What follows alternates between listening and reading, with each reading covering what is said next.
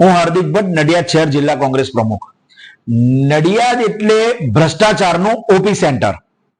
વરસાદ પડે અને ખાડા પડે એટલે કે ભ્રષ્ટાચાર થયો હોય ને ત્યારે જ આ પરિસ્થિતિ ઊભી થાય.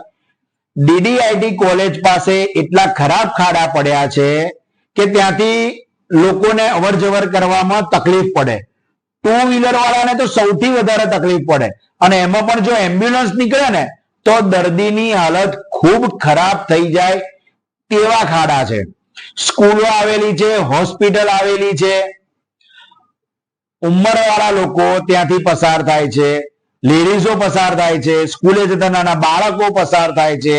દાંડી માર્ગના અધિકારીઓને 3 મહિના પહેલા રજૂઆત કરી છે કે ચોમાસામાં આપ જગ્યાની પરિસ્થિતિ, કોકરણ મંદિર છે, એક્વેનસ હોટલ છે, સંતરામ મંદિરનું સર્કલ છે, પારસ સર્કલ પાસે, કે આ જગ્યા ઉપર ખૂબ ઊંડા ખાડા પડે છે, તમે તેને તાત્કાલિક ધોરણે સરખા કરી દો, રોડ સરખા બનાવો, એનું પુરાણ કરો.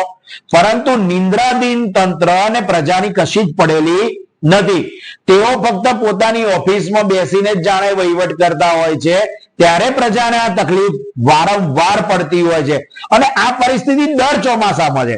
ગઈ સાલ પણ અમે નડિયાદ નગરપાલિકાના ચીફ ઓફિસરને રજૂઆત કરી હતી. રોડ ઉપર ઉભા રહીને દાંડી માર્ગના અધિકારીઓ દ્વારા રોડ સરખો કરવામાં આવેલો હતો, પરંતુ જાણે પ્રજાનું કોઈ સાંભળતું ના હોય, કારણ કે પ્રજા વિરોધ કરી શકતી નથી. માટે અમે આજે સોશિયલ મીડિયાના મારફતે રજૂઆત કરી છે કે ઝડપથી આ રોડ બને અને પ્રજાહિતમાં કોઈ તકલીફ ન પડે, લોકોને અવર જવરમાં તકલીફ ન પડે તેવો સરખો રોડ, ચોમાસું સારી રીતે પસાર થાય તેવો રોડ બનાવવા નમ્ર અપીલ છે.